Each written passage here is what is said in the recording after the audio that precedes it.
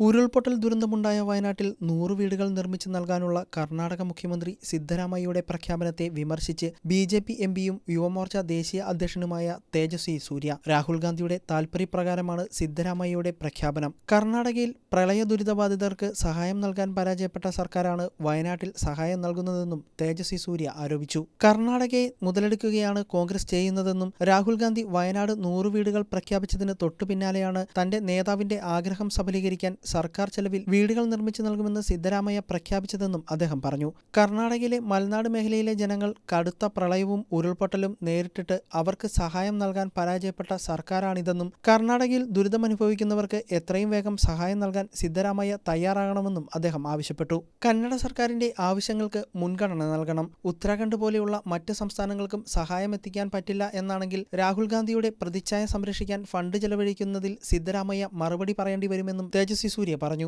വയനാട്ടിലെ ദുരിതബാധിതർക്ക് വേണ്ടി 100 വീടുകൾ നിർമ്മിച്ചു നൽകുമെന്ന് കർണാടക മുഖ്യമന്ത്രി സിദ്ധരാമയ്യ പ്രഖ്യാപിച്ചിരുന്നു. മുഖ്യമന്ത്രി പിണറായി വിജയന് കർണാടകയുടെ എല്ലാ പിന്തുണയും ഉറപ്പു നൽകുമെന്നും തങ്ങൾ ഒരുമിച്ച് വയനാടിന്റെ പുനർനിർമ്മാണം സാധ്യമാക്കുമെന്നും സിദ്ധരാമയ്യ പറഞ്ഞിരുന്നു. എന്നാൽ ഈ പ്രഖ്യാപനത്തെ രാഷ്ട്രീയമായി ഉപയോഗിച്ച് നേട്ടമുണ്ടാക്കാനുള്ള നീക്കമാണ് തേജസ്വി സൂര്യയുടെ നേതൃത്വത്തിൽ ബി.ജെ.പി. നടത്തുന്നതെന്നും വിമർശനം ഉയർന്നു കഴിഞ്ഞു. ദുരന്തമേഖലയിലെത്തിയ വയനാട് എം.പിയും ലോക്സഭാ പ്രതിപക്ഷ നേതാവുമായ രാഹുൽ ഗാന്ധി 100 വീടുകൾ കോൺഗ്രസ് നിർമ്മിച്ചു നൽകുമെന്നും പ്രഖ്യാപിച്ചിരുന്നു.